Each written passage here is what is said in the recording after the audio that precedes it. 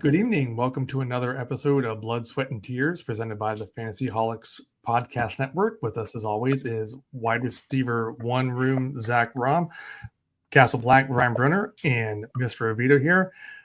Gentlemen, who do you think fumbled the bag more, the Broncos with Javonte Williams or the Dallas Cowboys with Rico Dowdle? Wow. Oh. Do you think they want to hit the – who do you think regrets that more? The Cowboys probably don't regret it because Javonte's been great. Yeah. So I don't think – and they didn't have to pay Javonte anything spectacular. They probably paid him what they would have had to pay Rico to stay there, maybe even a little less. So I don't think they're too salty. The Broncos, Dobbins has been pretty solid up until this week, at least for fantasy-wise. Harvey's been a little bit of a letdown, so maybe they wish they kept Javonte a little bit, but those two have been, smashing. 400 yards in 2 games. That's like LaDainian Tomlinson, Barry Sanders atmosphere. Notably over 400 yards in 2 games when you factor in the receiving yards. Like dude, Rico's been fucking awesome. Yeah, he's kicked it off the last 2 weeks. For me, I think it's got to be Denver. I mean, let go Javonte Williams. At least Cowboys have Javonte Williams back, whereas Denver, J.K. Dobbins has done decent, but R.J. Harvey, many of us were thinking, oh, he's going to come and he's going to take the role, and he's done little to nothing, whereas Dobbins is, I think he's running back like 15, 16 on the year, so he's not bad, but he's not really carrying. Whereas, what would the Broncos be if they still had Javonte Williams or this Javonte Williams? Right. And the one thing about Dowdle is I wonder if he's going to keep the success up. I mean, we talked about contenders last week. We talked about terrible defenses. Well, Dowdle's 2 games have been against 2 of the worst defenses in the Dolphins and the Cowboys. So is Dowdle really going to keep up this amazing run, or is it kind of an element of just the team who he played against, as well as being able to get all the snaps and such? Or it's interesting to see Dowdle, but I think Javonte Williams is still the one I want. He's more consistent right now. So if Dowdle has 2 more games like this, you got to have him higher, though. That was his MO last year. Dowdle's big run there, 4 or 5 week stretch. He played like 4 or 5 pretty shit defenses in a row and ended up putting up really good numbers. And so we'll see. I mean, at the end of the day, he's playing against NFL defenses and had 2 of the craziest games we've seen in like years, especially when you talk about him being back to back. It reminds me of we're going 10 years back, maybe even longer, but when Jay Ajayi was on the Dolphins, he had like a 2 or 3 game run where he went for like 2 or 3 games in a row. It was like that crossed my mind the other day when I was looking at the Rico numbers after this. That was a great comp. This was a public service announcement for Quinton Judkins and Ja'Cory Crosky-Merritt. They are facing the Dolphins and Cowboys this week. You're welcome. Yeah. Yeah, for sure. Yeah. So diving into, can't believe it's week 6 of football is already over. I mean, we've been watching so much football, but also we're about our fantasy leagues about halfway. Yep. Next week is halfway through the fantasy season. Most fantasy leagues should be going through week 14 in the regular season because teams have buys week 14. Yep. I have a league that starts playoffs week 14, but it's talk to your commissioner. Well, it's a weird 10-team league where 5 teams make the playoffs, and the first top 3 teams get a bye, and the 4th and 5th seed play week 14, and then the winner of that plays the number 1 team. And so it's kind of they didn't want 6 teams in the playoffs, but 4 felt too small. So it's a weird concession. So at least the top teams don't have to play week 14.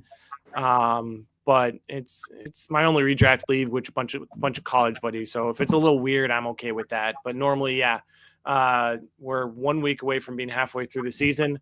We'll kind of be bringing you some trade targets we're going to talk about this week. We each have a contender and a rebuilder for Dynasty trade targets, although the contenders are very viable for redraft as well in this case as to who you should be kind of going after. Before we dive into a week recap and then a preview of week 7. And next week, we'll be kind of diving into rookies, especially for Dynasty purposes. Kind of this middle of the road is when for Dynasty teams, you really should be either going all in, getting out, and we're here to kind of help you figure out who you should go after, whichever way you decide. Is there gotta start picking directions at this point in Dynasty? We talked about the contender pretender thing last week. I'll stress it again. Don't so much look at your record at this point of the year, but look at your points for and points against. If you have a great team and you're in, 7th place, but you have the first or second most points scored, you're still a contender. You can still get it done. And at the same time, if you are, in second place, but you have the 10th or 11th most points scored against you, you might not be a contender. So, do a good, honest look at your Dynasty teams at this point and, pick the right direction. This is also the time of year that you want to pick a direction in Dynasty because you're not the only team that might be thinking about rebuilding and selling your older stud players. Be the first to that market. Yep. It sucks if you wait a week or two too long and you're trying to sell your George Kittles and Derrick Henrys and the 3 or 4 big contenders already blew their load and spent all their draft capital and sold all their young players because guess what? None of those other teams that are trying to rebuild like you are giving you fuck all for George Kittle and Derrick Henry, after the contenders already bought those type of pieces. So, we'll dive into that as the season progresses. But yeah, man, do an honest look at your squads and make the proper moves there. Yep. Yeah, sweet. So we'll dive right in. Again, we each have a contender, rebuilder, asset, and we'll kind of talk about each. But I'll start us off where my contending asset, we talked about some last week, so I'm not going to dive too much into it, is DK Metcalf. When you're looking at what he is doing for Pittsburgh is, sure, he doesn't have immense target share or targets, we could say. He only has 31 targets on the year for 19 receptions. It's not huge in that, but he has over 350 yards. He has 4 touchdowns. Aaron Rodgers played, no preseason games. He came late in the preseason. So if anything, they're still kind of getting on the same page. When you're looking at half PPR, he's wide receiver 16 right now. But note, he already has his bye week. So when you go on a points per game basis, because he already has his bye week, he's wide receiver 10. So you might be able to get him cheaper than cheaper than other players because people are looking at, he's only wide receiver 16. But in reality, on points per game, he's top 10 right now. But then when you look at it, we talked about this last week again for contenders, you're looking for teams, you're looking for players who are playing against bad defenses later on in the season. And Pittsburgh is playing against Cincinnati twice, who has a terrible defense, playing against Baltimore, playing against Chicago, whose defense is looking a little better. But Jaden Daniels gave them an interception and gave them a fumble last night. Like those 2 of those turnovers shouldn't have happened. Pittsburgh's playing Miami. And then if you look, Detroit's defense against wide receivers is looking worse and worse each week. And so is Indianapolis. So you're almost looking at 7 really easy top 10, top 15 defenses for DK Metcalf coming up. After playing some harder ones to start, he might be a top 5 scoring wide receiver the rest of the season. And you can get him cheap. He's someone to go after right now. See, especially if you can trade someone who hasn't had a bye yet, you can get an extra week out of your squad. Try and get this solid wide receiver 2 right now that has this wide receiver 1 upside. Excuse me. Then for rebuilders, I'm looking at Harold Fannin Jr. Now, there's a couple things in regards to this. Is one, he's probably still pretty cheap for your dynasty teams. I mean, if someone throws 2/3 your way, some people will probably give him up for 2/3, maybe even a late second. But when you're looking at him, currently he has more targets than David Njoku. He has more receptions. He has more yards. They both have a touchdown. Sure, he's playing less snaps, but Njoku's 29 going on 30. He's injured. He has some knee injury. I was looking at Sleeper beforehand just to check. I just saw he has a knee injury, but not quite sure what. But when you're looking at that, he's going to have the opportunity share. Whichever quarterback comes out between Dylan Gabriel and Shedeur Sanders, once he gets that consistency, Fannin Jr. is on the uprise. And I think, wasn't he top one of the waiver articles or one of our risers articles this week too? He's someone even in redraft to consider getting, because his outlook is looking bright for the tight end position. Yeah, man, superstar in college, broke all kinds of records for efficiency, albeit at a smaller school, which is probably the only reason that he didn't get drafted higher NFL wise and wasn't looked at as a higher end prospect. But so many, college scout type NFL evaluator guys were very much into Fannin. He's shown it so far. He gets, especially since Dylan Gabriel came in, he's come back to life. He's looking for him. Gabriel does not throw the ball far downfield, hence Fannin's getting a ton of targets. He PPR'd his way into tight end 4 this week, I think, and top 10 the week before. So yeah, Fannin's kind of a buy in both formats, but in Dynasty, yeah, he's absolutely someone I'd love to have long term with. Njoku's at the in a contract year. I can't imagine, with all the holes that they have, the fact that Fannin's look good and they spent day 2 draft capital on him. I'd be fucking blown away if they brought Njoku back. Now, granted, it's the Cleveland Browns; they do dumb shit.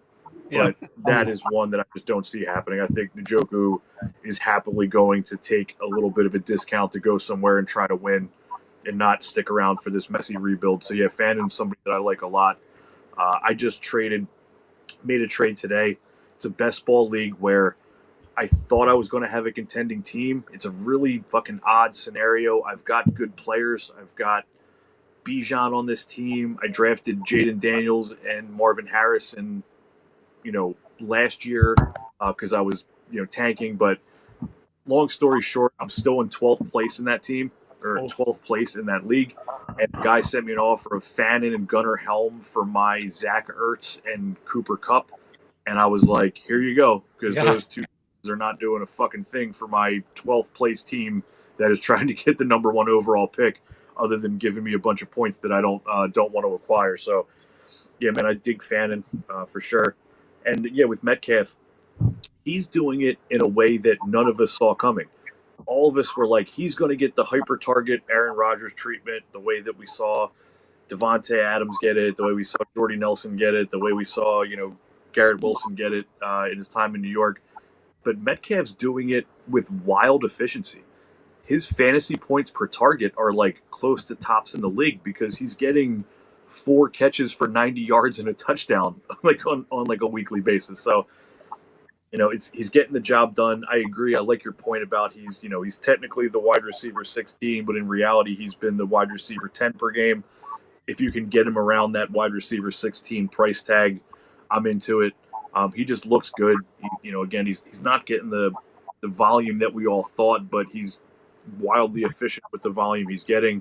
I think Rodgers he'll continue to trust him more, and maybe he even jumps into that hyper target category and just starts getting volume on top of this efficiency. So like both of those calls, Zach. Yeah, and even for Fannin Jr., just real quick, we've talked about warp charts, wins over replacement players, and how tight ends aren't that valuable to spend a ton on your team. If you can get a cheap tight end like Fannin Jr., who can give you top 8, 7, 6 points for a late second or a couple thirds, or on a rebuilding team for what you said of Kupp and Ertz, something like that, is the tight end we're looking for because of the tight end position and how, I don't want to say useless, but how volatile the values on your team are. If you can get someone cheap like this that can do something, that's worth going after here. I'm afraid Fannon's not cheap anymore because the tight end position, so many people say, it takes time for the tight end to get acclimated to the NFL, the blocking and the how tight ends are used. Fannin has 38 targets through 6 games. He's already that guy. He just like walked in day one, face shoved David Njoku out of the way, and like I'm the man. Look at me, I'm the captain now. It's Fannin's position, and I mean the Browns really can't do much, right? But maybe targeting Fannin is the way to go. He's not going to be cheap for long. I some people might think maybe it's just like a hot start. Is it sustainable? Recency bias. I think Fannin's already the man. He's going to be like a top 5 tight end in like startups and redrafts next year, maybe. He could be. Yeah, he's currently he's like number 4 in targets for tight ends. He's top 10 in He's yards. already 12. Already. Yeah. Now the thing with that is, I'm sure some people aren't having him top value right now because of Laporta and Kincaid. They had amazing rookie years. People paid up for them, and all of a sudden they crapped out. Yeah. Even, I hate to say Bowers to some extent, but because that's injury concern. But you didn't draft Bowers to be, what is he? He's like probably not even a top 20 scoring tight end right now because of how much he has been out. So like when you're looking at that, you might be able to get him even cheaper than you think because of that recency bias in the tight end position of people not trusting rookie breakout tight ends. That at least put some feelers out, see what you can get. I was just looking at Fannon's stats in no type of PPR, or sorry, no type of tight end premium, just a regular PPR league. In points per game, Fannon's still 16th. So that's he hasn't had a bye, but that doesn't really factor into what we're talking about here. So yeah, he's, he flashed, recency bias. He had a big game this week. So I don't disagree, Patrick, that he's not necessarily cheap, but I think he's worth paying like market value for. And also, I'd like to point out that we can't take anything as far as your thoughts about the Browns tight end room very serious, because you have a wild hatred of David Njoku that I just still can't wrap my brain around.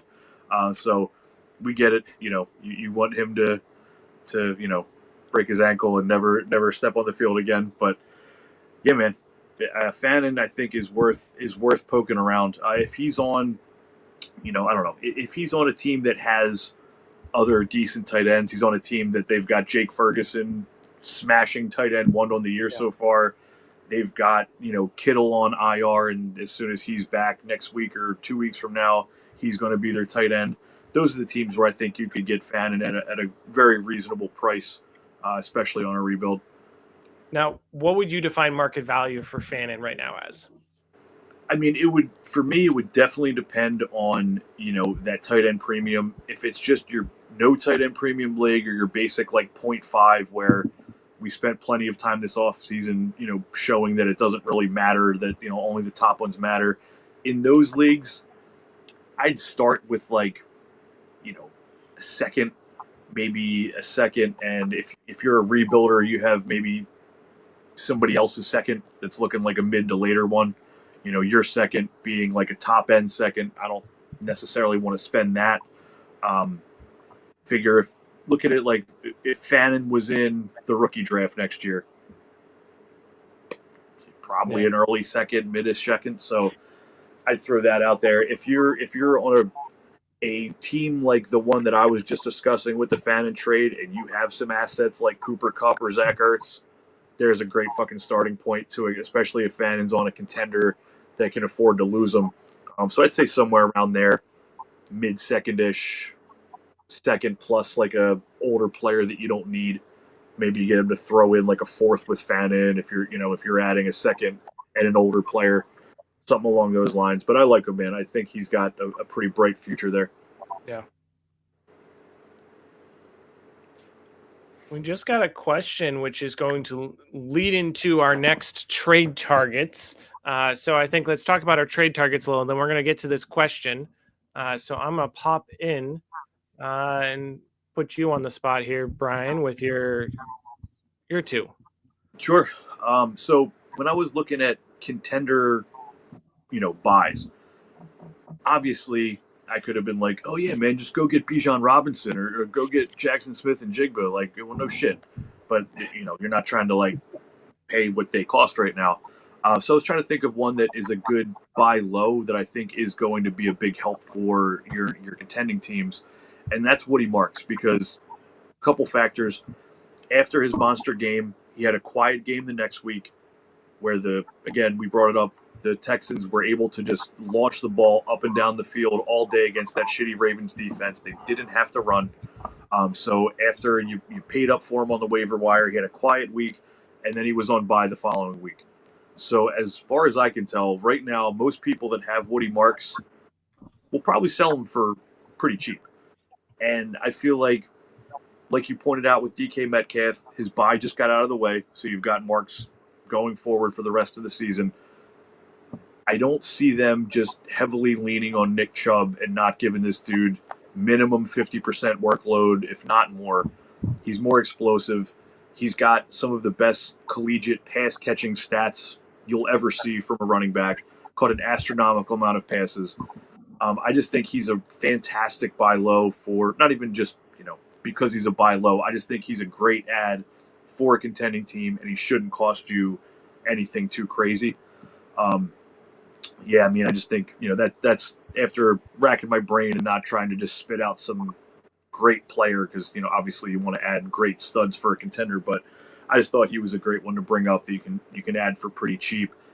And then for rebuilders, I feel like this is low hanging fruit, and there's some other players I can mention with him, but Malik Neighbors, you're not going to get him for cheap, but at the same time, if he's just sitting on the IR of a contending team and you have healthy bodies that you can give that contending team and they're still in it, the Malik Neighbors injury didn't kill them and they're still hanging up near the top of the league and they look like they can, compete for the title, just get a conversation started. Like, hey man, I've got whatever, that rebuilding team that I was talking about a minute ago where, I've got some good players, but it's just gone sideways. I have Devontae Adams in that team. Start off with like, hey man, Puka just got hurt. What about I give you Devontae Adams and this Nick Chubb and whatever, Derrick Henry, I don't know, like just players that you don't need, along with a healthy wide receiver like Adams that they can put in and use for their title push. Just a no-brainer to me. Like the teams like that, you have to look at them and say, okay, nobody wants to get rid of Malik Neighbors in a dynasty league, but maybe you get to take advantage of it, man. Now you're getting all those points off your roster. You're adding Neighbors, who's not getting you a single point the rest of the year, helping you get that higher draft pick. So with Neighbors, the other names I could have brought up, pretty also low-hanging fruit. Brock Bowers, his managers are just getting killed week after week. Throw them an offer. Maybe you have Kittle, who's coming back off a bye. Maybe you have Jake Ferguson, again, tight end 1 on the year. That's looking a lot more helpful for their team than fucking Brock Bowers. And then Puka, maybe the team's smashing that had Puka, and now they're freaked out. Make them an offer. And then the other two that are kind of easy to bring up in this category for buy lows or for rebuilders are Travion Henderson and RJ Harvey. Great draft capital. We still hope they're going to do well. Their managers are, if they're not rebuilders also, they're probably excited to move off of them for some pieces that can help them for this title run. So yeah, man, that's what I got for my contender and rebuilder targets. Yeah, and I'll jump into our question then, since it involves actually Malik Neighbors. Now, I asked which, and I'm not sure which, so if you could comment and say who. So this person got offered Higgins and a 26 first, which is most likely the 101, if not for sure the 101, probably most likely, or Neighbors. Is that enough in return to trade Neighbors, being a on-the-fence contender? Kind of which side you lead in? It's either Jaden Higgins or T. Higgins. If it's T. Higgins, we just got a comment. So T. Higgins and the 101 or Neighbors? Kind of which do you like here, especially noting being a contender at the moment with Neighbors? Are you moving Neighbors for that, or what you thinking? So when you say you're an on the fence contender, to me that means you're not a contender. At this point in the year, I think you can take a good solid look at your team, and you never want to call yourself an on the fence contender. And in a vacuum, I would say that's a fair offer, especially if that's legit, like 101 or 102. And T. Higgins, who we all assume is going to be right back to high-end receiver value after this messy year and after the Burrow injury. So I think it's fair value. But again, if you're on the fence or you think you might be a contender, to me that means you're not. So I would probably just want to hang on to Neighbors because I think he's that good. I think Malik Neighbors is that stratosphere with like Jamar Chase. A lot of people already had him like 101 or 102, or as far as receiver value goes with his age and what we've seen from him so far. So fair offer. But again, also, if you're on the fence, Higgins, what the fuck is happening in Cincinnati right now? Higgins is not the piece that's going to make you a middle pack team to a championship team. If you were getting a first round pick and like a Nico Collins or a Drake London or something like that, a player that's doing well right now, and a first, that's what I'm looking for to like put myself into that contender realm, not fucking 5 points a week from T. Higgins. 101 and Devontae Adams. Yeah, I'd be more accepting to that as a contending move than Higgins, because even now with Flacco coming in and helping, what did Higgins get? 9 points this week, his best game of the season. 8, I don't know. Yeah, at the end of the day, I don't want to sell monster assets like Neighbors, but a super high first and a guy like Devontae Adams, I think I'd do it. If you're, you could push further into rebuild by taking T. Higgins in the 101, I guess, but it's a fair offer, but I don't think that's the move that's going to make you a contender. Yeah, I pretty much agree with everything you said there. Yeah, reasonable though. When now or later, bird in the hand is worth 2 in the bush. People might push all their chips in. Like, well, if Neighbors isn't, I've lost Neighbors for this year. If he's not healthy for next year, I can get something for him now.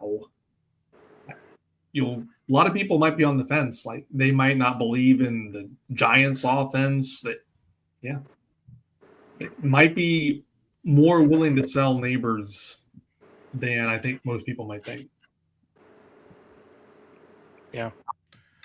And I like the Woody Marks for contender. Now, he's only had one good game, and I was hoping he'd do better against the Ravens defense this last week, but the Ravens defense actually looked kind of good yesterday, or Sunday. But I think he has a chance to really take over for Chubb. I mean, he's slowly increasing his snap percentages. He's good in PPR, especially if you have that format. He's making some good catches, and he's running well. I mean, I think he had a game just one catch, but it was like almost 40 yards. So, especially in PPR formats, I think that's a great person to really buy low on right now before he might go off in the next few games. And then just one other thing before you go to the last trade targets here. With the contender buy nows, and this goes for redraft and for Dynasty, guys that I want to buy, not necessarily these couple because they just kind of crossed my mind real quick when I was thinking about it, but I want healthy body, a good chunk of high floor, safer, can put them in your lineup if needed running backs. So guys I'd love to trade for would be like Travis Etienne, who's been a little underwhelming, Ramondre Stevenson, who just seems to he's not going to let go of that job. Even a guy like, he'll let go of the ball, but he won't let go of the job. Even a guy like Nick Chubb, who I expect Marks to kind of surpass a little bit, but I do fully expect Chubb to be a safe floor, fall into the end zone every other week, get you 8, 10, 12 points. on contending teams, man, we see these running backs, especially later in the season, just get decimated with injuries over and over and over again. So on contending teams, I love to have a bench with a bunch of dudes like that, guys that, you can plug them in for bye weeks. You can plug them in for a week or two if you're Saquon Barkley or you're Derrick Henry or whoever, gets a high ankle sprain. You need to cover a couple weeks, man. You need running back depth to do a true title push. So go for some guys like that on contenders as well, regardless of the format. Yeah. Okay, ready to do our last two? Fire them up.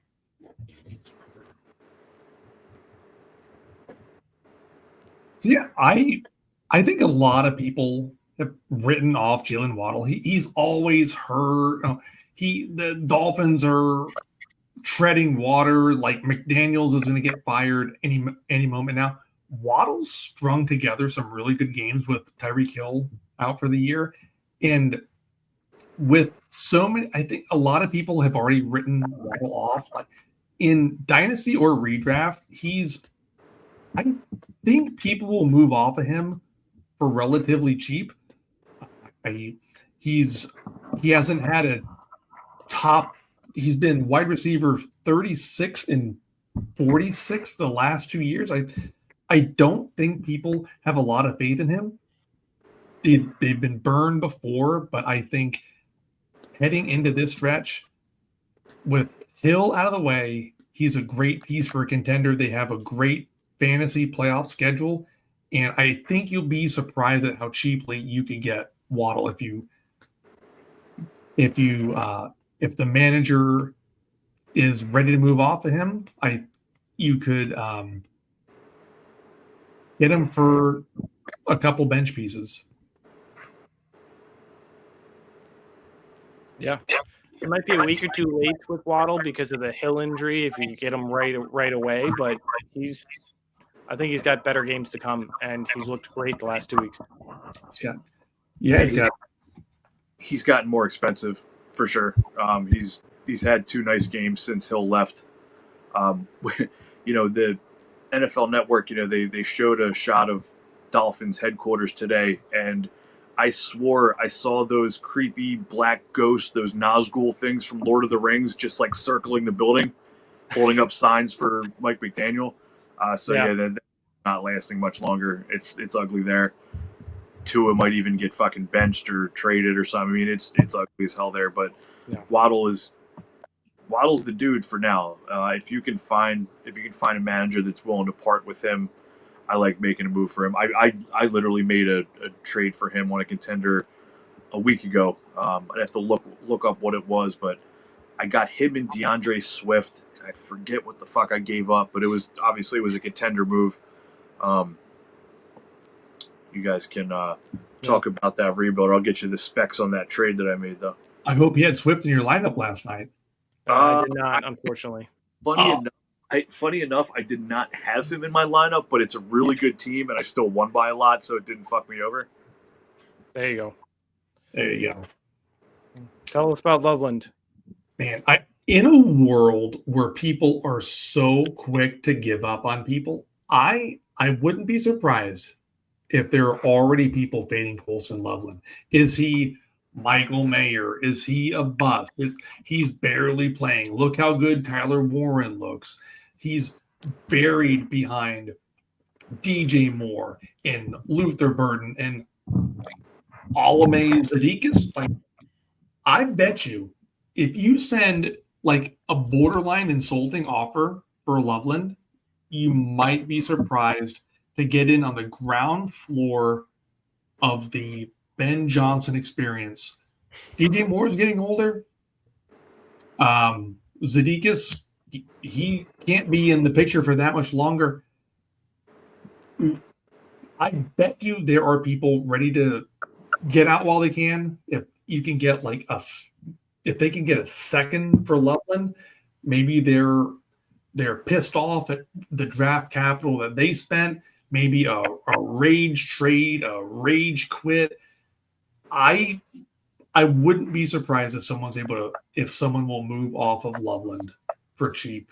Now, but maybe there's a big game coming. Like Waddle's had 2 big games in a row. This Waddle contender move might have been better served like 2 weeks ago. Maybe the Loveland game is coming. DJ Moore left last night's game with an undisclosed injury. Like now might be the time to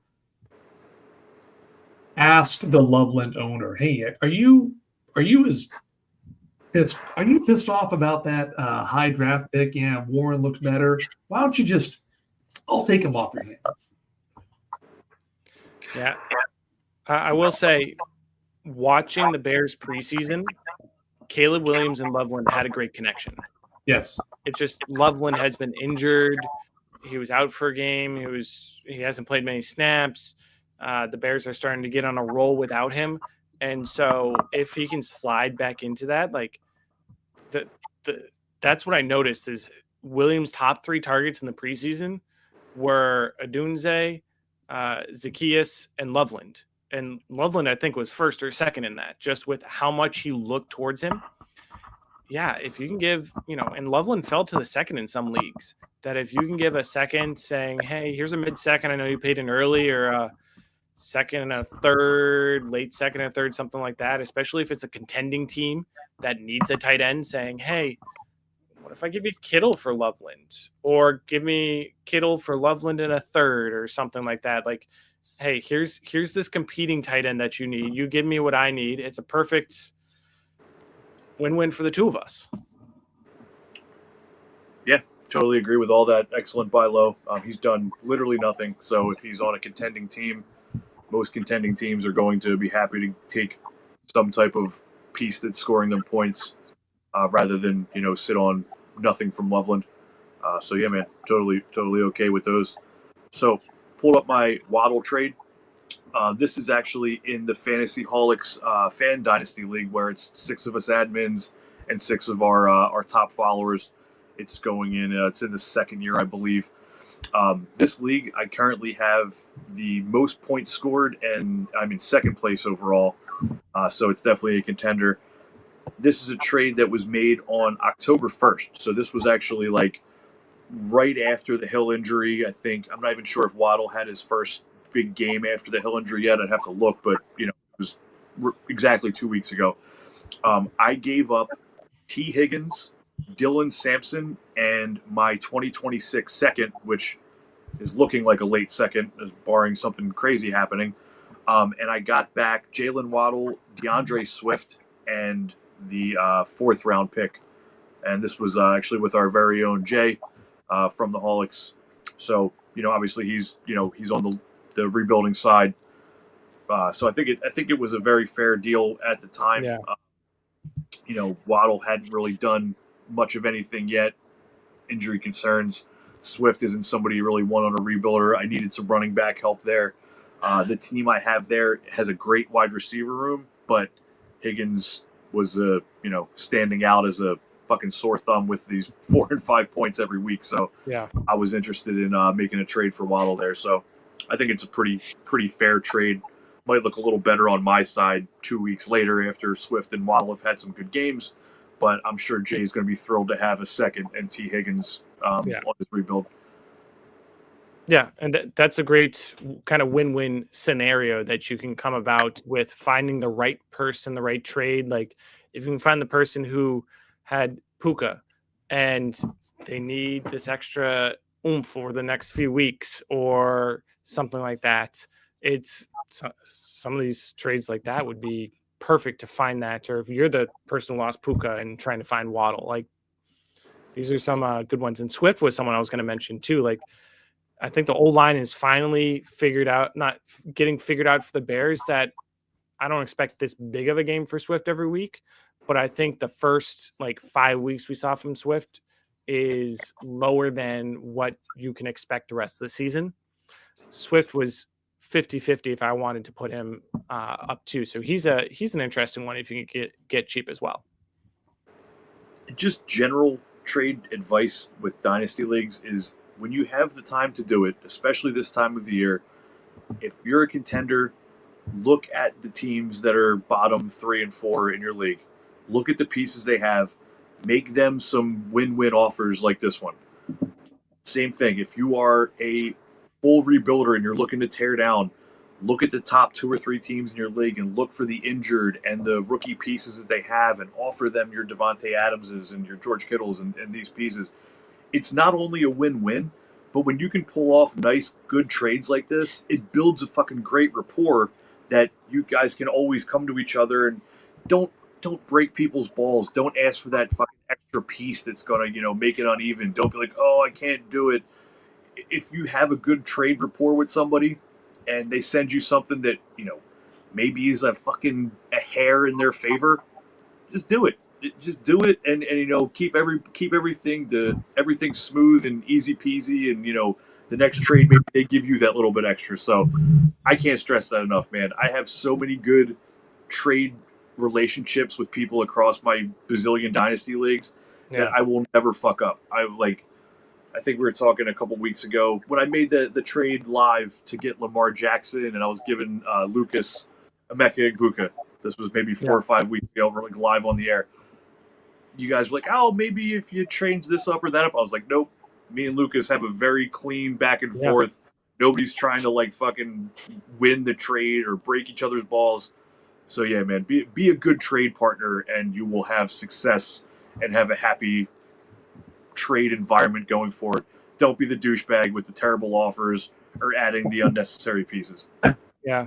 I mean, I have a guy in one league where since season started, or except September 1st, we've had 5 trades together so far in this one league, and we're talking again because our teams are drastically changing as to what our expectations have been. We've made trades with other people and such, but just our needs have adjusted over these 6 weeks that we just keep finding agreements to swap pieces back and forth. So before we jump into our week preview, it looks like we have some MrOviedo fans in the chat right now. And if you have any questions, any messages, anything, feel free to comment on it. We'll do our best to jump in and answer and comment on anything that you got. But yeah, I think we're ready for our week 6 review. Crazy games, some crazy games that happened this week. We had lower scoring than usual. Not a lot of teams really dudded out this week. I do the Studs and Duds article, and you saw a lot of fantasy players just middle of the pack. They didn't boom, but they didn't bust. It was both lists were smaller than usual this year. And kind of what games did you stick out to you that happened this week? Either results or players or anything? I didn't read the duds column yet, but I assume it's just all the players in the Broncos-Jets game. Yes, I literally just said Broncos-Jets players. I didn't call out players. I just said those teams bust. It's a full article right there. Just name everybody in that fucking game. My God, how many people's Sunday mornings did they just think they were doomed after that? You could have had Bo Nix, Cortland Sutton, Dobbins, Justin Fields, Garrett Wilson, Breece Hall, all in your starting lineup, who are all very startable players, and you walked out of that game with 12 fantasy, not 12, but maybe 23 fantasy points from that entire group. What a fucking mess. Tops, yeah. The first game, let's just fucking say it, man. The Eagles have looked like shit. They got beat up hard. It was ugly. The youth and energy of fucking Scadaboo and Dart was well on display. The Eagles, the thing with the Eagles, and I talk to it. I deal with fucking people and customers all day at work, so I got my Eagles lanyard on. People fucking see it and want to talk, whether they're Eagles fans or Giants fans or whatever the case. And people ask me all the time, what's going on with the Eagles, man? What's the problem? Oh, your team's fucking up. It reminds me so much of after their first Super Bowl. They let their offensive coordinator walk, Steichen, who's now still the coach of the Colts. And they brought in somebody from in-house who was supposed to just kind of keep the train rolling. And it turned into the most boring, uncreative, bullshit offense that every other team figured out, and they could do nothing. And that's exactly what's happened the last couple weeks. Even the first few weeks, with all the beef with no passing, they just don't throw the ball downfield. That only time they did it is when they got down bad and had to throw the ball, and A.J. Brown finally had a big week. It's just a mess. I'm just praying that they make some changes and, can see that this isn't working. But, the Super Bowl hangover is real. Saquon took too many touches. The offensive line had to block too much. They played more games than anybody last year. So it's messy. I'm not saying give up on the Eagles or their fantasy players, but, we need to see some big changes before we can start trusting these guys outside of, I think Jalen Hurts and Barkley are the only auto starts, but even Barkley's not giving you a ton.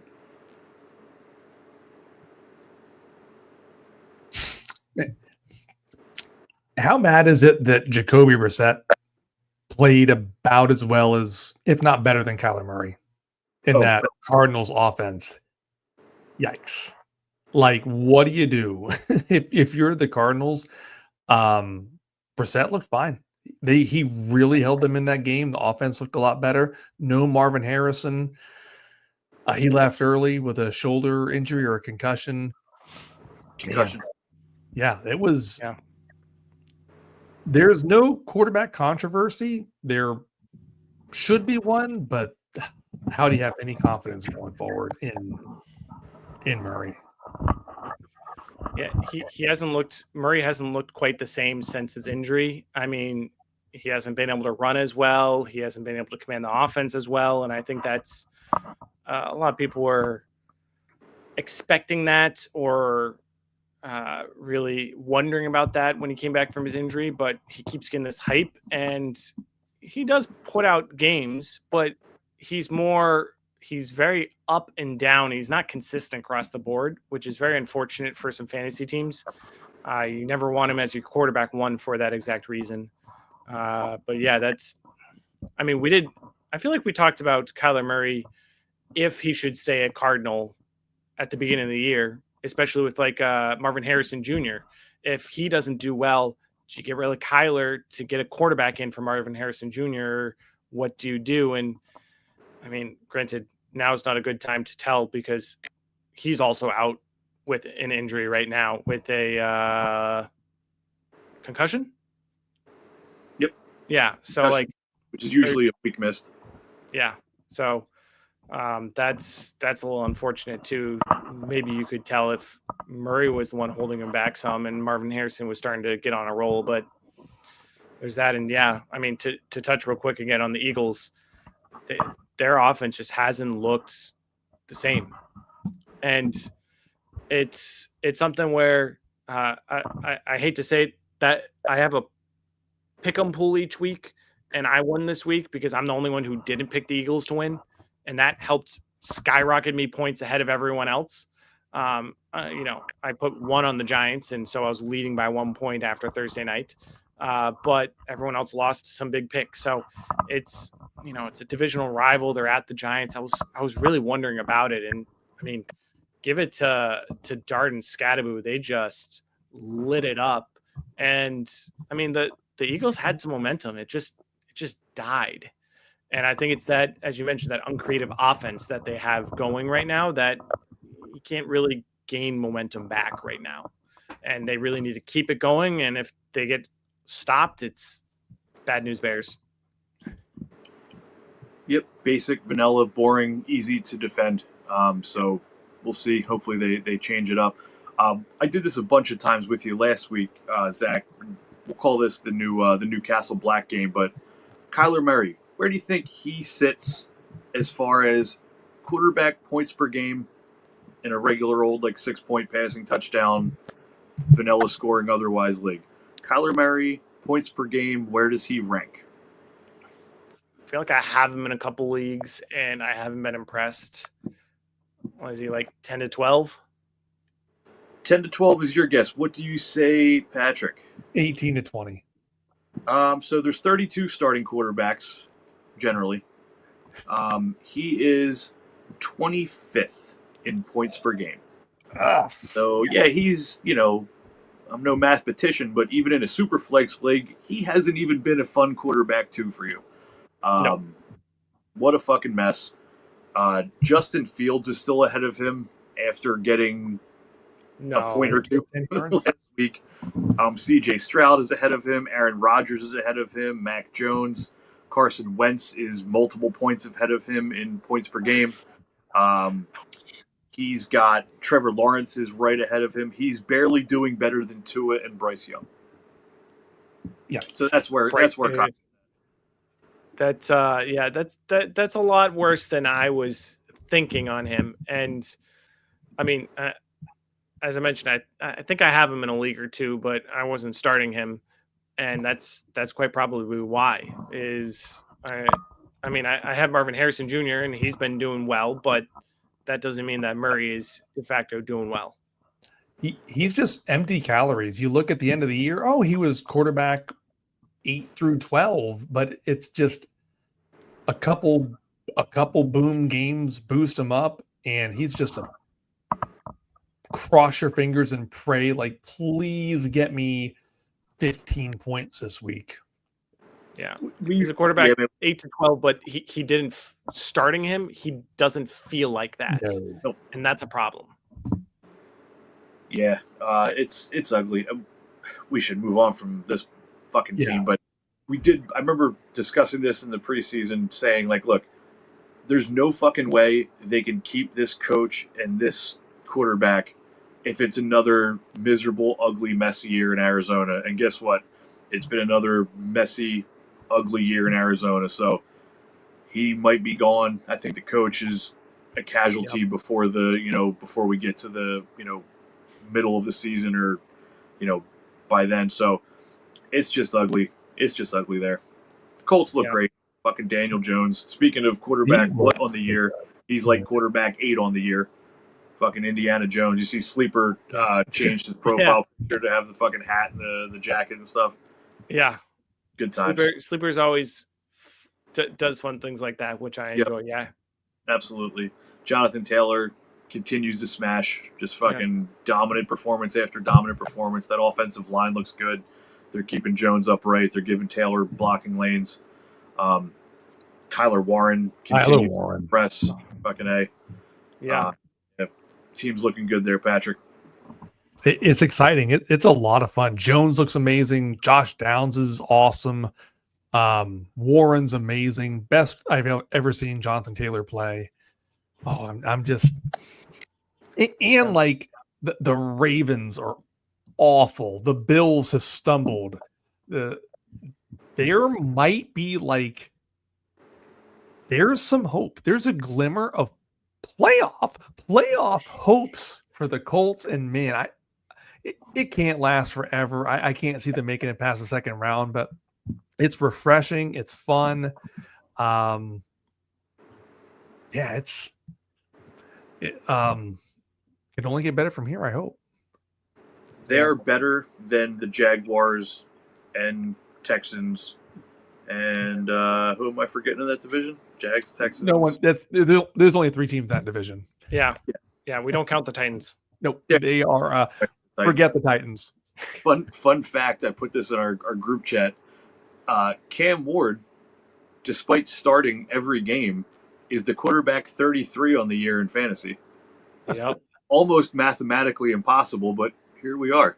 And they just fired their head coach. So yeah, that's why I couldn't remember that they exist. I saw some videos of some of the passes he had recently, and he has thrown some amazing passes, but I don't know if it's a system, if it's the coach, if what exactly it is, but there needs to be some change because he has the talent, but if you're not getting the talent out of him, that's on the coaching staff, that's on the play calling, that's similar to Caleb Williams and Odunze for the Bears, where they looked terrible last year, and all of a sudden Odunze is a top 5 wide receiver, and Caleb Williams is top 10, 12-ish quarterback. Like, get the right coaches in there if he has the talent. And yeah, he has the potential. I mean, but if you lose to the Raiders like that, that's tough. He's a buy low for me. Yeah. In the category, we didn't bring up any buy lows. We were looking for guys to buy, but Cam Ward's somebody that he was the first overall pick. They're not going to move on from him anytime soon. Hopefully, the coaching change, they'll get a new offensive coordinator in there, probably draft some more weapons or more offensive line for him. And I agree, his arm talent never been a question. The dude's got a rocket. He can throw with some accuracy. Just growing pains. We'll see. But yeah, man, messy stuff there. My God, I feel bad for the Titans. It's the Mike Vrabel revenge game this week. The Patriots are going to win by 40 points. Oh my God, he will not take his foot off the gas until like Monday morning. It's going to be ugly. That's my hope. I mean, my Patriots are killing it so much better than I expected and seemed. It might be the Travion Henderson game. Maybe. I mean, last time you said it was a blowout, it was the Bills Thursday night game where they won by 10 a little. So I mean, don't tell me that. You're making me worried saying that. I'm just joking, but yeah, I mean, the Drake May looks great. Looks MVP caliber potentially right now, and that's I've been a Drake May hater. Me too. And I think what really did it was what helped is he didn't start last year. I think those 8-9 games he sat on the bench. He didn't have to go in right away. I think the Patriots developed him well enough that hopefully this is what we can continue to see from him. And for my fantasy shares, I traded Drake May away a little short. But for being a Patriots fan, I hope this is Drake May we continue to see. And yeah, he looked great against the Saints. He's continued to look great. He can run the ball. That's I think something that I didn't account for as much for fantasy purposes. I mean, Patriots are fourth in the AFC right now, fourth right now. And that's not something I expected. We're ahead of the Bills in the division. Like, what? So I'm happy to see about that. And I'm hoping, Patriots drafted Henderson in the second and have used Fumbles McGee more than him. So that's, I hope we fix that. Especially Patriots are back. It's fun to see.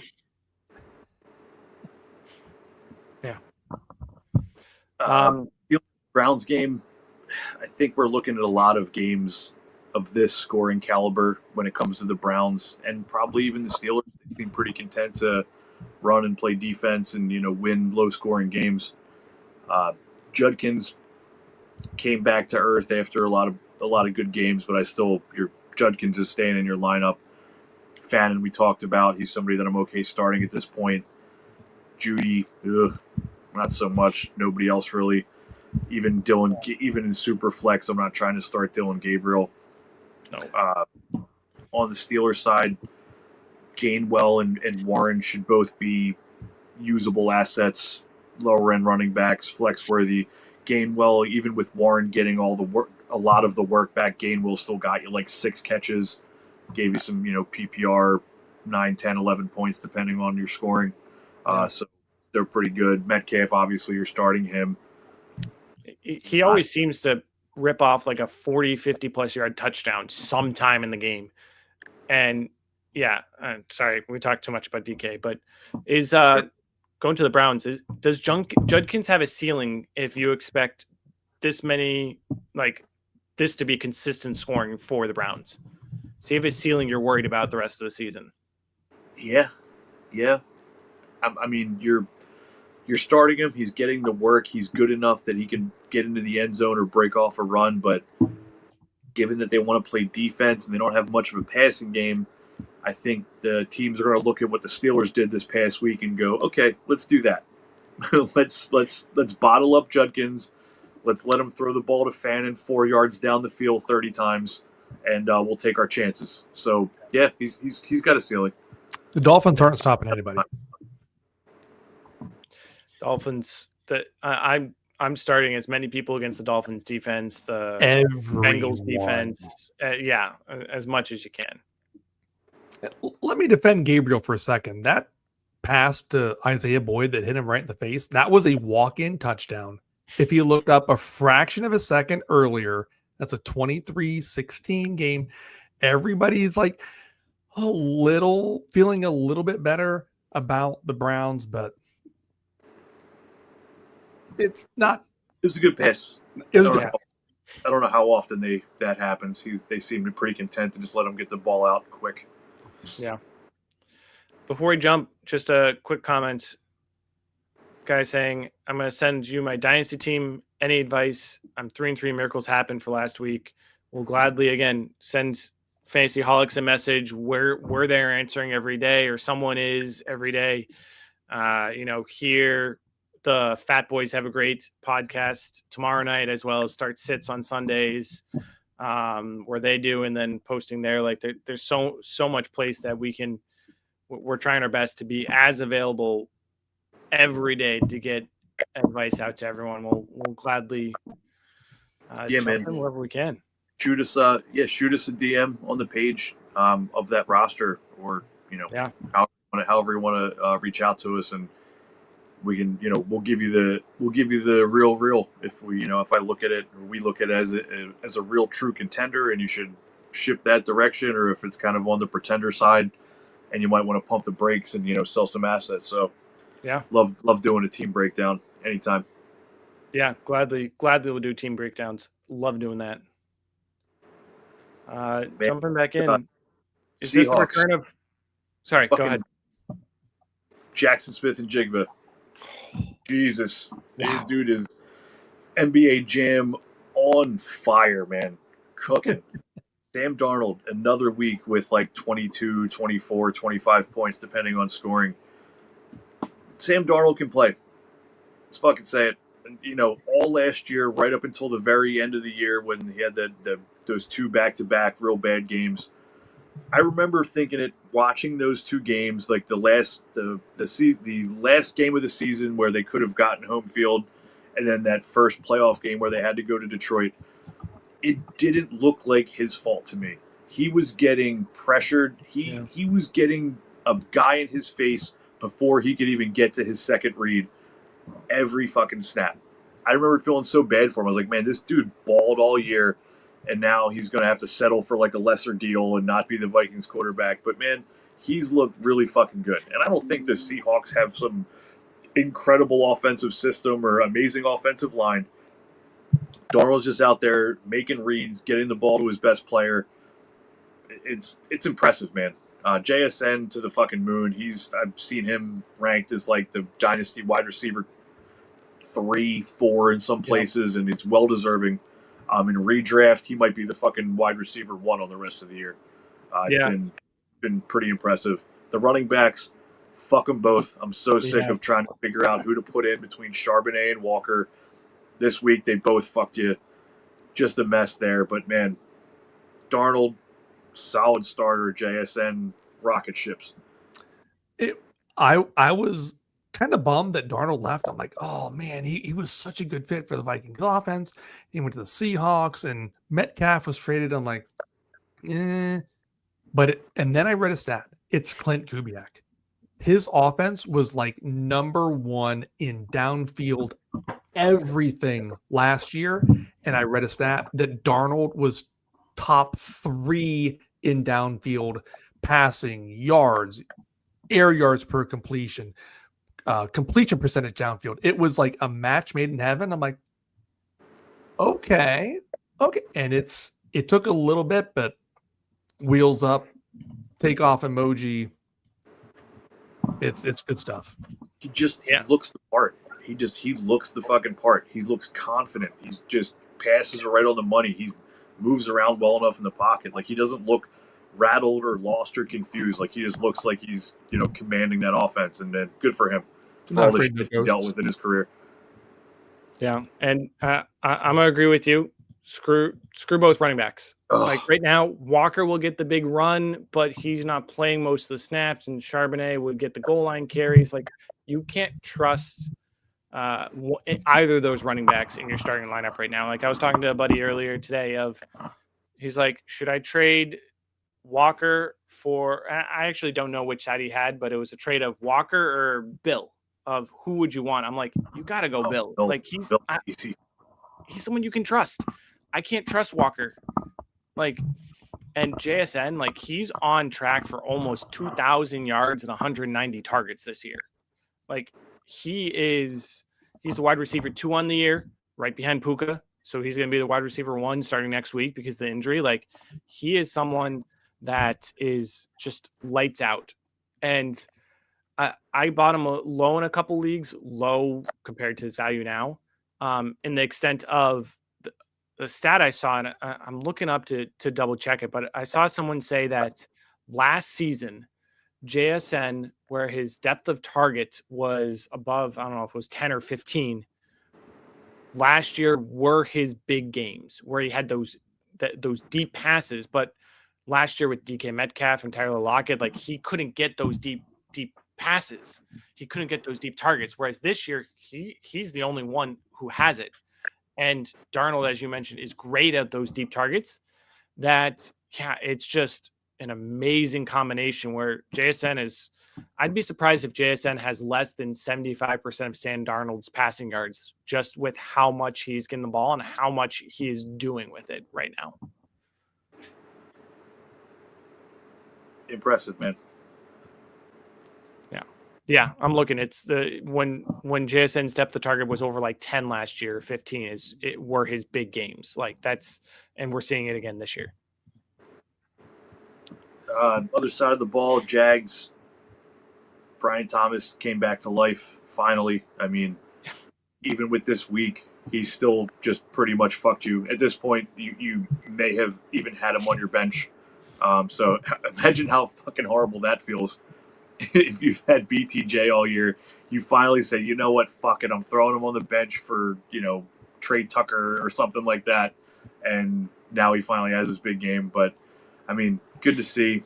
It might make him a hard buy low now. He was probably better buy low last week before he finally had a big game. But Travis Hunter continues to be fucking unusable. Brought up ETN a little bit. He's a guy that I'd like to trade for. He's been, not booming, but he's consistent. He's still their clear primary back. Yeah. Yeah. I was lucky enough that I started Brian Thomas Jr. this week because my wide receiver 2 is Quentin Johnston, who was injured, and Brian Thomas Jr. was the first one off my bench for me. And so I was lucky enough to have him go off. But yeah, it's someone that hopefully it can continue to go for him. But yeah, I mean, I don't even know if I'm still confident starting him each week over Quinn Johnston if he's back next week and such. So I'd still want to see another big game from Brian Thomas before I solidify him back in my lineup. Imagine saying that in July. I'm benching Brian Thomas for Quentin Johnston. Pains me to think. Like going into this week, like if Johnston wasn't injured, it's like, well, I'm obviously starting Quentin Johnston over Brian Thomas. Like, are you fucking high? Yeah. So what a funny little game we play. What awesome. Yeah. Speaking of that, is this the resurgence of Lad McConkey, or is he going to drop back to nothing when Quentin Johnston is back? I don't want to say nothing. I think we'll have to keep giving him the rock a little bit, but as soon as Johnson's back, I think he's shown enough that he's going to stay the top target getter there. But Lad's he was definitely a buy low for me at every point so far this year, where people were dunking on him a little bit. He's just so fucking talented. He's so shifty and just gets open and ad libs plays, and he's there for Herbert when he needs him. But I think if Johnston comes back and Lad has a quiet game, fucking put the offers out, man. Do it up. Just Lad's too talented to be ignored. Yeah. I mean, Keenan Allen can't last forever, right? He is like as old as me, I think. what interests me about Ladd is he played the fewest snap percentages of all games last week. He had a couple more targets than usual, but his yardage was skyrocketed. It's almost like the deeper targets or the better targets was something Ladd was able to get, whereas Quentin Johnston had those previously, where it's not like he jumped from 7 targets to 9 targets the week before, 5 to 7 receptions. Like, he didn't get immense volume. It's almost just like the targets were better or deeper, that they benefited him more. So he has that talent. He only played 70% of snaps. That's Ladd someone to buy low, especially if he has another bad game. One other interesting thing I saw this week, I'll shout out tier 1 quarterback. Do you know which Chargers wide receiver has the most percentages of snaps played? Keenan Allen. Trey Harris. Trey Harris has the most snaps played for Chargers receivers on the field. Just getting cardio, I guess. Yeah. That's the stat I saw, or something like that. I'm gonna double check exactly what it was, but that's something to keep an eye out on, for the sake of another buy low target for Dynasty potentially. I mean, he's got a lot of room to go through. We can continue talking, but I'm gonna scroll back and see what exactly that stat was. That can't be right, just because I'm looking at his snap percentages per game. Trey Harris is at 8%, 31, 29, 19, and 37% snaps. He did have 83% snaps this past week, so maybe that was it. He was 83% snaps this last week. I mean, still impressive. I mean, yeah. I guess with Johnston not being there, he just automatically lined up at the Johnston role. But he still did more than Keenan Allen and Ladd McConkey, and you'd think those would play that. So yeah, sorry, I misread that, but 83% is his highest otherwise was 37. He got 5 targets. So he's an interesting one to keep an eye out on, but sorry, that's I took that as the whole season, not as last week, but still 83% last week is interesting to keep an eye out on. Bonus stat: Chargers at Cowboys, week 16. That fantasy playoff goodness. Start every Charger. Start. Oh my God, that's going to be a automatic win if you have any Chargers in your lineup that week. Congratulations, you're moving on. Pump the brakes just a little bit on Kamani Vidal. Amazing week, super explosive. He's definitely the guy you want to roster. They're saying that Amari and Hampton is going to be more than just the minimum 4 weeks. Not saying you don't want to even necessarily start him or like pump the brakes like crazy, but it's the Dolphins, man. They're basically the Cowboys defense. Like, everybody runs on.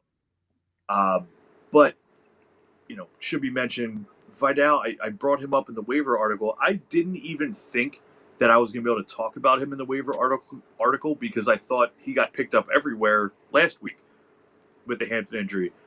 Going into tonight on ESPN leagues, Vidal is only rostered in 27% of ESPN leagues.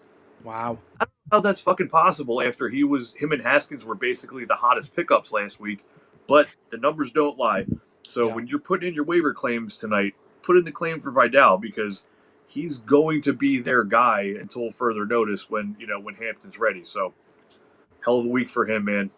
Good for him. Good for you if you had the balls to start him on the, on the hot waiver pickup. Yeah. Yep. An interesting thing, we were talking about Kyler Murray, how he sneakily has those, ends quarterback 8 to 12. Rico Dowdle is running back 12 on the season right now after those last 2 weeks. Right. He didn't do anything the first 5 weeks or first 4 weeks. Just from those 2 games. So again, that's the Cowboys defense. But again, did we even though it was the Cowboys defense, with how Bryce Young had been playing, how the Panthers had been playing, did you even expect the Panthers to come out and win this game? I mean, Bryce Young looked great. Tedero McMillan finally got his first and second NFL touchdown. Like, I've been waiting on that. I think I said that last week. Like, he needs to have a touchdown versus the Cowboys, or he's going to have a flex cap for the season. Like, what do we think of this Panthers offense? Was it just, I mean, it was a terrible Cowboys defense, but maybe they got some momentum. I mean, I don't even think I expected them to win this week with how they've been playing against that Cowboys defense, but they pulled it off. Panthers are 3-0 at home. Rico Dowdle revenge game. Man, just never rocket doubted ship. He was pissed. He had scored a touchdown and he was like digging a grave was his celebration. Like, oh, he took it personally, and he stomped a mud hole in there. Yeah, man, Tet has proved me wrong for sure. I was, all on board with him being a little bit overrated and thinking that Travis Hunter was going to be the better receiver. Jesus Christ. I'm listening to the wrong people apparently, because that's complete polar opposite of what I thought was going to happen. But he just looks legit. Tet just looks like a pro out there. He's getting it done. I really wish he would have gotten some more volume in this game to go along with those 2 touchdowns. He only got you 3 or 4 catches for 20-something yards with those 2 touchdowns. Yeah. But either way, obviously, 2 touchdown game. He was wonderful. This past week, I have Lamar in my big money redraft league, so I've been playing the fill-in game for him week to week. And all week I was asking all my favorite chats, all my favorite minds, do I plug in Bryce Young versus this god-awful Cowboys defense? And also, I have Tet in that league, so it would have given me the Tet stack. Or do I play Mac Jones?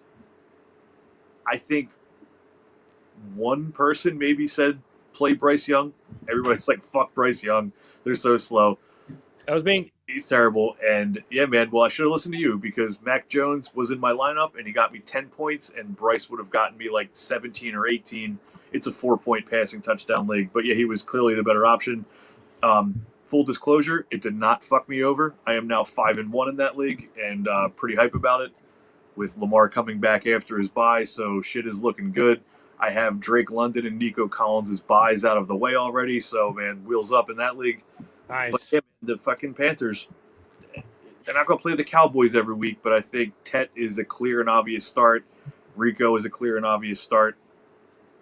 After that, I think we can stop talking about them. I mean, Chuba, who knows? We'll have to see how it actually plays out once Chuba's back, but how are you benching Dowdle after shattering records for 2 weeks? Yeah. Dallas Cowboys. More 50-50, I assume, in Dowdle's favor, probably. Yeah. Yeah, that'll be interesting to see what happens when Hubbard comes back. But I don't know about you guys, but I expected the Packers to win by more than just 9 points against the Bengals. The Bengals held in there more than I thought. I mean, Josh Jacobs had a great game. Matthew Golden finally had, a chunk of yards. I think he had 83 catches for 86 yards. Not as much as I would have hoped against the Bengals defense. Like, I'm not ecstatic about him, but he actually had a decent game. He had some great catches. It just, with how good the Packers defense should be and their offense should be, you'd think they would have beat the Bengals by more at home. Yeah, I think the new car smell off of Micah Parsons, that's gone. I mean, they allowed 40 to the Cowboys. The Cowboys offense is really good, but they aren't the force that they looked like early on. Parsons had some back issues. Yeah, I thought this would be a massacre. I was expecting a lot more from Dobbs and his big helmet. Flacco looked all right. He'd been on the team a couple days, my bad, not a couple weeks, a couple hours. And man, if 44-year-old Joe Flacco walked into Lambeau and beat the Packers, like, that would be top story on Blood, Sweat, and Tears. Yeah. Flacco looks like he should have a Marlboro Red just hanging out of his mouth, like while he's like walking out onto the field. I love it. He's confident. He doesn't care. He's got nothing to lose. I think it's nothing but good for Chase and for Higgins. We'll see. Hopefully, it continues to get a little bit better. Their defense is probably just going to keep being a sieve, so Flacco will have no choice to keep doing his white Jameis Winston impression, like I always say. So hopefully, that's good for all the Bengals' offensive pieces. With the Packers, little sneaky move that I'm trying to do this week in my my redraft league. We have a strict rule that we can only put players on our IR spots if they're actual IR designated. Just helps kind of keep the waiver wire a little more valid. Jaden Reed is actually on IR. I'm dropping Mac Jones, who I don't need after this coming week, or just whoever your worst bench piece is, for Jaden Reed. I'll immediately put him on that IR spot, and now just get a free waiver pickup on Wednesday morning. And then, they're talking probably early to mid-November for Jaden Reed. And if it keeps going like this and there's no clear standout in the Packers wide receiver room and it's just kind of, this guy and then this guy, who knows? Maybe Jaden Reed steps in after his injury and just, starts balling. So he's a free square. If Jaden Reed's out on waivers somewhere, grab him. Yeah. The biggest news from Bucks 49ers is Igbokwe got injured with a hamstring, probably out for 1 to 2 weeks, give or take. Other than that, Baker balled out. We had as usual, but it's hard to see. You hate to see a rookie week 6 go down when he's having such the year that Igbokwe is having. Tough. I brought up Sterling Shepard and Tez Johnson in the waiver article this week because he's got to throw to somebody. I don't think Evans is back yet either. So no Igbokwe, no Godwin. Cade Otton is a valuable streaming option for tight end or just in a flex spot even because they're going to have to throw the ball. But yeah, definitely sad as shit. Who knows what Igbokwe could have done if he was kept balling out the way he was. But hopefully it is only a week or two. Hamstrings are so tough, though. You see them linger sometimes into 2 and 3 and 4 weeks, and they never want to put those guys on IR right off the rip. No. They did with Kittle, but Kittle damn near tore it off the bone, I think, because he was just done. He ruled himself out before he even got off the field. Otherwise, hamstring, they never want to put the guy on IR because they always hope it's going to be less than 4 weeks, but sometimes it isn't. Sometimes it turns into 3 and 4 weeks. So we'll see. Obviously, Igbokwe injury updates will be everywhere and being tweeted and talked about as they happen. So Mike Evans has a projection on Sleeper this week, and they're hopefully practices, but I still think it's a long shot that he actually plays. You saw Godwin have a projection for like 3 weeks before he actually played. So that's I wouldn't expect Evans to play this week. It's those damn 49ers. Like, the injury bug is contagious. They just went down to Tampa and they just injured all their players. I like Irving and Godwin are already ruled out for this coming week. Evans, it's like questionable. Hopefully he plays. Man, just if you're playing the 49ers or if you are a 49er, just bubble wrap. Just straight up bubble wrap. It's the Thursday and Friday practice reports mean so much more than the sleeper projections or rumors and tweets. Just keep an eye out.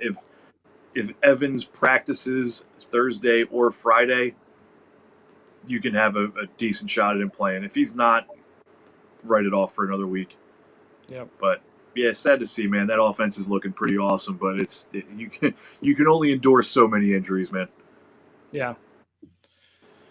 Lions-Chiefs Sunday night was an entertaining game. Lions, the way I really saw it, Lions had the momentum. They failed on 2 4th-down conversions and really gave the Chiefs back the momentum. I don't want to be the person to call the Chiefs had 0 penalties called against them, and there should have been 5 or 6 blatant ones.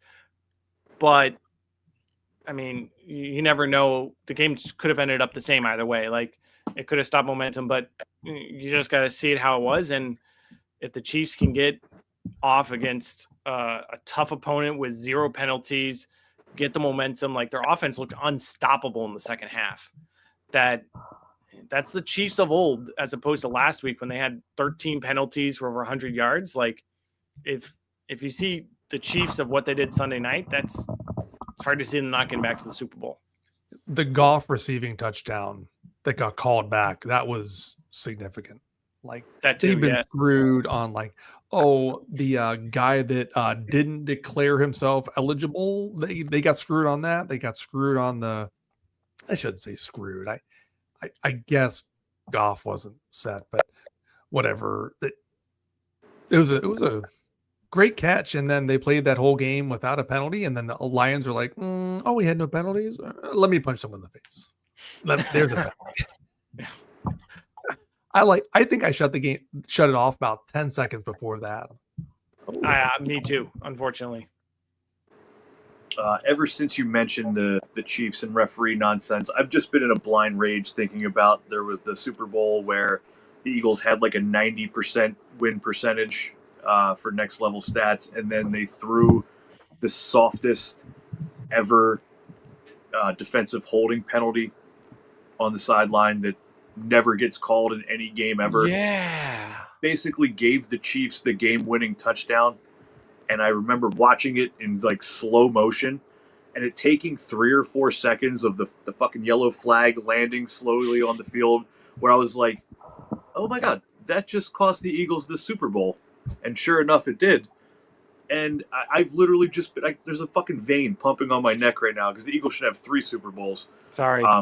But yay, listen, man, good for the Chiefs. They're playing well. Wish them nothing but the best.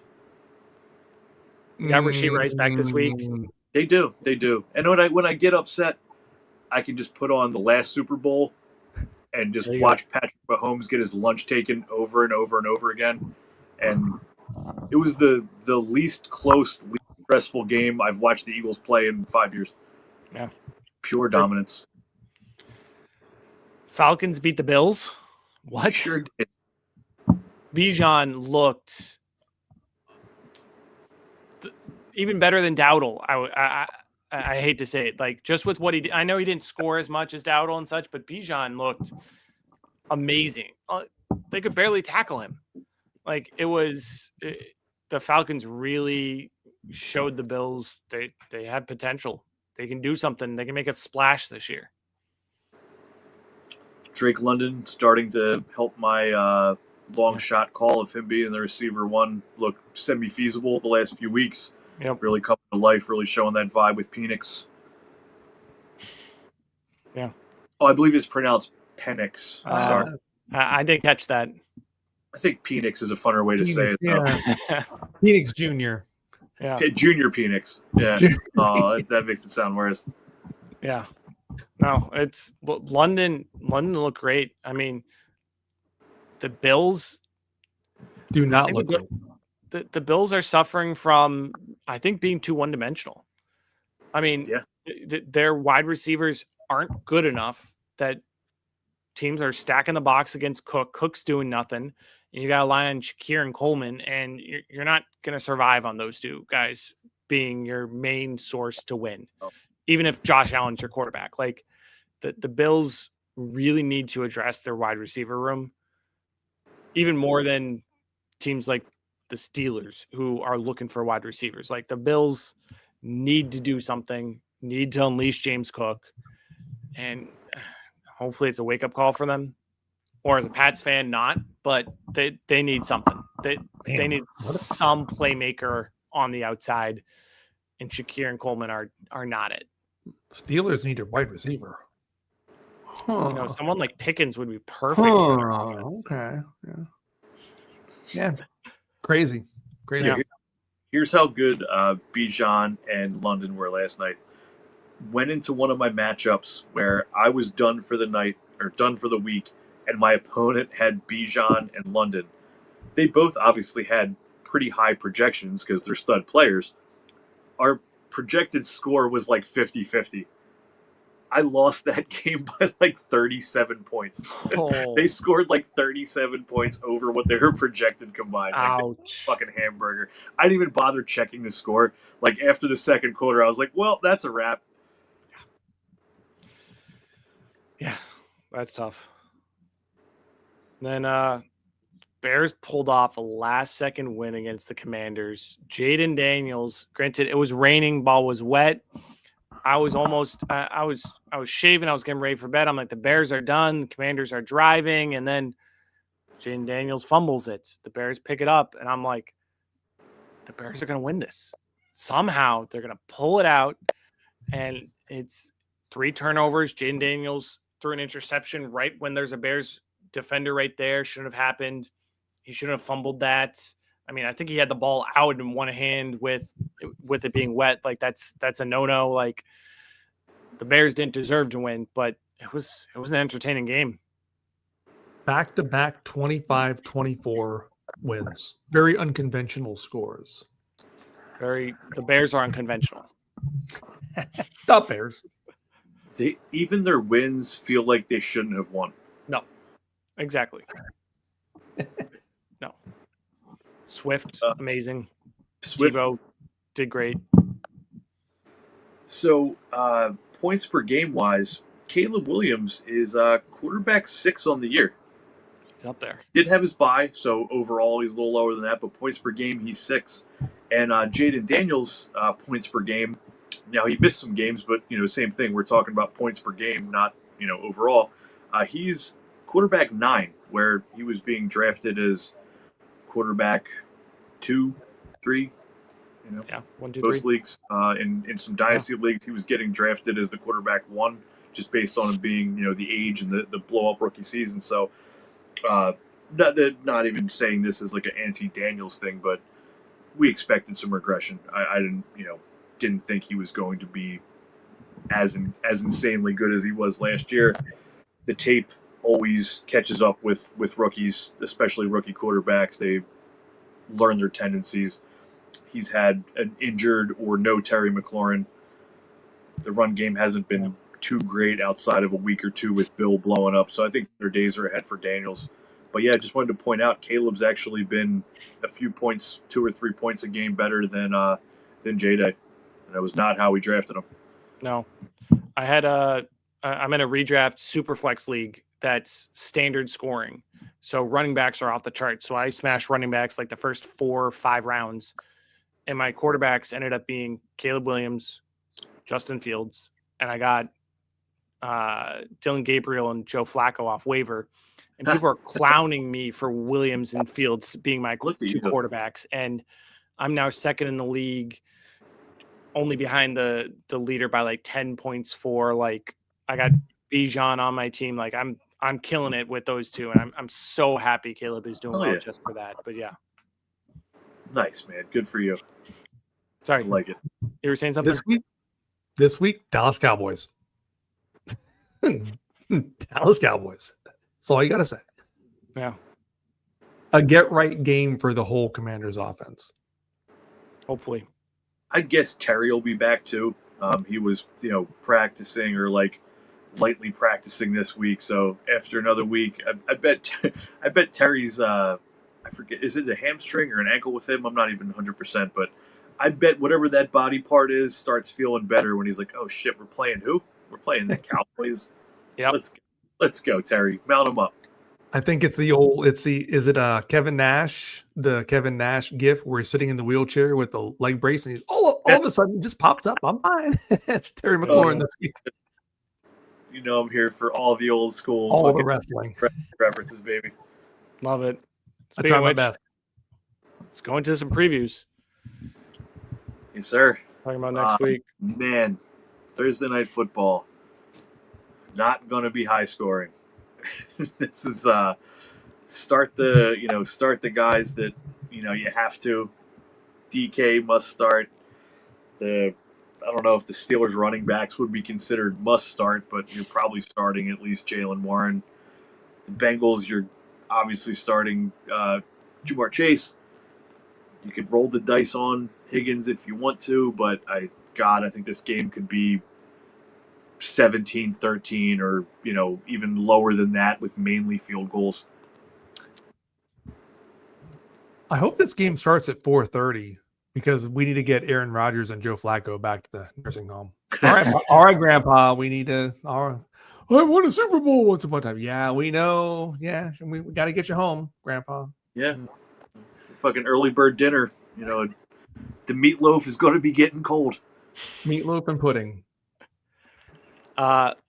Looking at the fantasy worksheet on Fantasy Holics, Bengals have given up 30 points per game to running backs, which is the most in the league. So I think Jalen Warren and even maybe Gainwell in deeper leagues are probably a must start this week, depending on obviously, how many running backs you have and who you'd sit. But I mean, Bengals have given up the most points to running backs, most to tight ends. Steelers have given up a ton to tight ends and quarterbacks. It might be a little deceptive with the scoring. I don't think it's going to be too high, but I think those positions, the Steelers running backs, DK some, and, even maybe Joe Flacco and Aaron Rodgers are going to be good fantasy-wise. Yeah, for me, I'm just, like I said, I'm starting the couple obvious starts there. We're going to be without we're going to be without the Ravens and the Bills. So if you are a Lamar manager, you've been using Josh Allen, especially in Superflex, Rodgers and Flacco could end up being a QB2 option for you. Yeah. I don't have too many high hopes. I don't think anybody has like a blow up game. Even the guys that you want to start, the Jamar Chase, the DK Metcalfs, I could see them being in like the mid to higher teens, and they're the two best players in the game. Yeah. Let's see. Off to foggy London town. Yeah. Jaguars. I think Jaguars have like the most international games over the last 5-10 years. They're going to win every year. Specifically the London games. They're the borderline London Jaguars. So that is a comfy spot for them. The Rams are going to be without Puka, which makes them a lot less scary. Take some of the venom away from those fangs. So this is another one I could see being kind of messy and low scoring. Yeah, not benching you're not benching Devontae Adams or Kyron. Stafford is a way sketchier start without Puka than he was with Puka. I still like Stafford, depending on who you have. But Stafford, I think he's besides his last week against the Ravens, but he's had some great games. I think him and Adams might really pop off. But again, it's London. The field is going to be a little not as good as usual. That it's probably going to be a lower scoring game. If he plays, it's a sneaky Tutu Atwell game. Deep leagues. It could be The at DFS. where the hell did that come from? It could be time. He had 2 really good games he missed last week. Yeah. The best ball Tutu Atwell. Yeah. Jumping ahead to a game or two, I'm calling it is going to be a Saquon Barkley redemption game. I think he hasn't scored well the last couple weeks.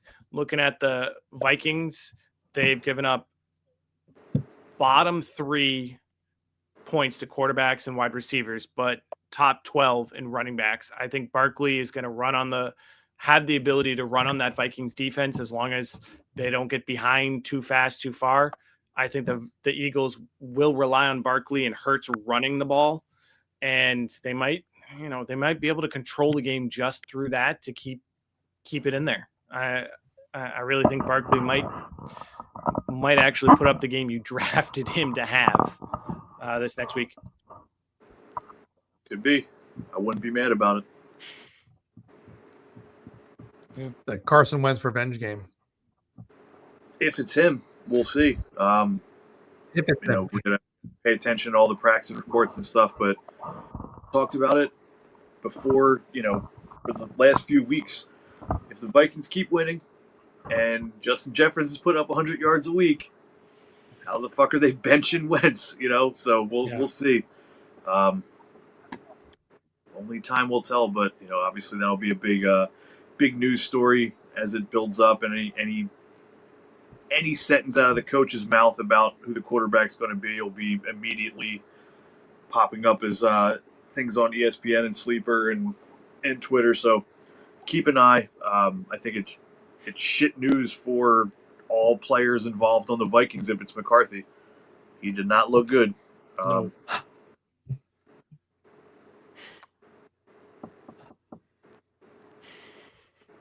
No, he did not. Looks pretty bad. So I'm okay firing up Tet and Rico again for sure. I think Tet and Rico have just locked themselves into your lineup, barring you have some fucking crazy juggernaut team. But they're auto starts for me until further notice. Even against the bad Broncos defense, I think Scatterbo's a must start now too, just with how he has played. Yeah, I mean, even Jackson Dart, I think he's again, unless you have like a Josh Allen and a Caleb Williams or something, Jackson Dart is a must start in Superflex leagues. I think at this point, until proven otherwise, just with how he started too. Broncos offense has been struggling as someone that's got quite a few shares of Knicks and Dobbins and Harvey and got some shares of Sutton. They have been not great for fantasy, but I also think it's coming back to their defense really starting to flex again and showing that they're one of the best defenses in the league, that the Broncos offense doesn't have to do a ton. Yeah. They've been leaning on the defense. And Sean Payton, he's a dude that doesn't give a fuck about your fantasy team. If he can win with some weird trickery and just by playing good defense, he's happy to do that. So now the Giants' defense isn't the best. This could certainly be a bounce-back game for the Broncos' offensive guys. But, yeah, the expectations have to be tempered. Bo Nix coming in week 1, week 2, he was getting ranked as like QB7, QB8. Seems like that's probably not going to be the case. No. But we'll see, man. It's just something to keep an eye on. Maybe they start moving to Harvey a little bit, but Dobbins isn't hurt yet, so he'll still be the lead guy until further notice. Yeah. Looking at Monday night's game, it sticks out to me. We got a late one. Texans Seahawks? I was looking. It starts at 10 Eastern. Yep. I'm maybe watching 10 half o'clock. of that. Yeah. It's a West Coast game at Seattle, makes sense, but I think those are going to be two good games. I mean, Bucks at Lions will be a great game with how those two teams have been looking. Stroud is stepping up and kind of getting back into what he was. Woody Marks hopefully do well against Seattle. I think those are two good Monday night games to look forward to, or for me, watch one and watch the recap of the other, just with how late that is. I'm enjoying the YouTube TV being able to split the screens and have both on at the same time. This one will barely overlap, though, the way that this is going to play out. Like last night, they overlapped most of the games, but we'll see, man. I think you're right. They should both be fun games for fantasy. Lots of firepower on the Seahawks. You got JSN, Nico, the stupid Seahawks running backs. I hope for everybody you don't have to start either of them. I hope if you do, both score 15 plus points. Or yeah, it's a pain in the ass. Like even if you have them both on a best ball league, it's still kind of a pain in the ass because look at this past week. Neither of them were fucking useful. Just Yep. Just can we trade one of them or something? Maybe I don't know. It's we've already said enough about that backfield, but yeah. Hopefully we get some more out of Woody Marks. I'm okay throwing Woody Marks into a flex spot this week. I think it should be a fairly high scoring game, and we should catch some passes, get a good half of the snaps again, maybe more. Yeah. And yeah, Cowboys are playing the Manders. Get all those Manders in there. Shit, man, if Noah Brown's back, you could start fucking Noah Brown in a pinch. Just get whoever in there against that Cowboys defense.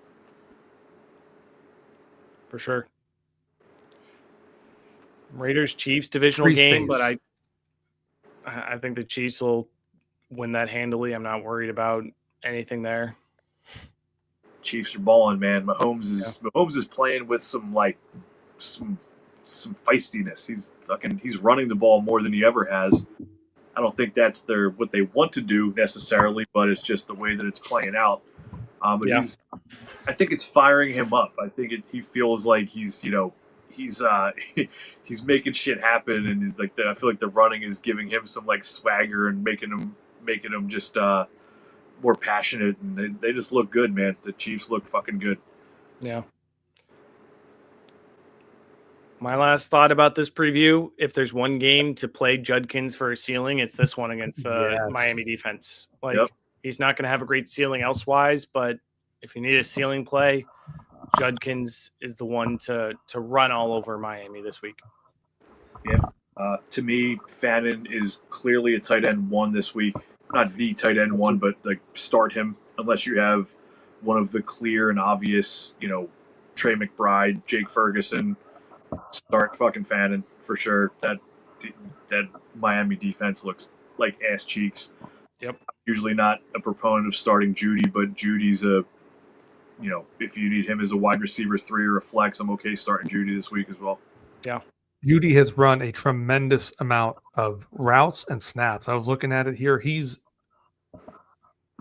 my corny old joke. He's getting cardio. He's out there. He's out there a ton.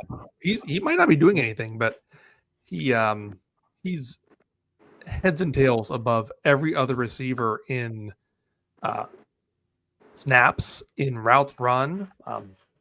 Maybe he'll get on the same page with Gabriel or Sanders at some point. But if you're going to use Judy, this might be the week. Yeah.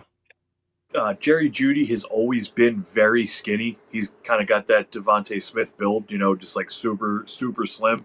And facts are in, he has not gained a pound yet this year because of all the cardio that he's been running. He's actually down a pound or two. Wow. He loses 8 pounds a game. He's down to $157 actually. 6 foot, $157. Lots of cardio. Oof. Jerry Jeudy has 242 routes run this year. That is number 1 in the NFL. Wow. 5th is Chris Olave at 203. So he's like 40 routes ahead of 5th place. And not a whole hell of a lot to show for it. Browns. It's Browns for you. That's the Browns. Browns going to Brown. Yep. Oh, yeah, man. Well, but as for me, we're running up on the hour and 50 mark. Lots of shit to talk about. The Bills and Ravens won't lose this week? They will not. No. What a time to be alive. Great stuff. Love it. It happens every year, man. We do all of our homework. We predict. We pick our favorites. Oh, this team's going to be great. This team's going to suck. Here we are. There's no way I'm starting Bam Knight in Kamadi Vidal. Hey, guess what? There are teams out there going into this week that would fucking suck a dick to be able to start Kamadi Vidal and Bam Knight. So decimated with injuries and underperformances. It's crazy. Yeah, it's crazy to think. Actually, speaking of that, man, I was running through my huge list of dynasty leagues and starting my waiver claim process. Bam Knight is out there in quite a few, even deep dynasty leagues still. He's like, I feel like as I'm going through all these leagues, he's available in like every other or like every third league. So get claims in for him. He's their starter. Like he got more snaps than Carter. He got the touchdown. He got the touchdown again. I think he had 2 in a row, two weeks in a row. So, yeah, man. Bam Knight's a nice pickup. Again, redraft. Kamadi Vidal's only rostered in 27% of ESPN leagues. That's fucking mind-boggling to me. Get your claims in for him. Fannon's actually only rostered in like 29% of redraft leagues. What? So yeah, get your Fannin claims in. I'm telling you, every week when I do the waiver article, there's dudes like that, like Vidal and Fannin, that I don't even think about mentioning. And then I look at the roster percentages. I'm like, what the fuck? What's going on? Where are these 73% of leagues where Vidal didn't get picked up last week? But no idea. This is what it is, man. A lot of casuals out there. Yep. Awesome. All right, boys. Well, we'll talk about rookies next week, kind of diving into a rookie recap, seeing how all of them are going, which ones you want, which ones we're fading, what's going on. That's kind of mostly for dynasty purposes, but for the sake of tail end redraft for ones we expect kind of picking it up, it's good to note for that too. Yeah, and we got some great games to look forward to. Oh, and then last thing before we deuce out, you brought up the Kevin Nash thing, dude. I just bought this shirt. It fucking showed up today. Scott Hall doing the fucking Razor Ramon Razor's Edge. Talk about target marketing, man. This shit popped up in my social media feed. I was like, I don't care what that costs. I didn't even look at the price tag. Just send that to my house immediately. Because you can't put a price on that. The bad guy. Hell yeah, man. I like it. Awesome. We will catch you motherfuckers next Tuesday. Yeah, Until then, have a great week. Cheers. Good luck, everybody. See you next time.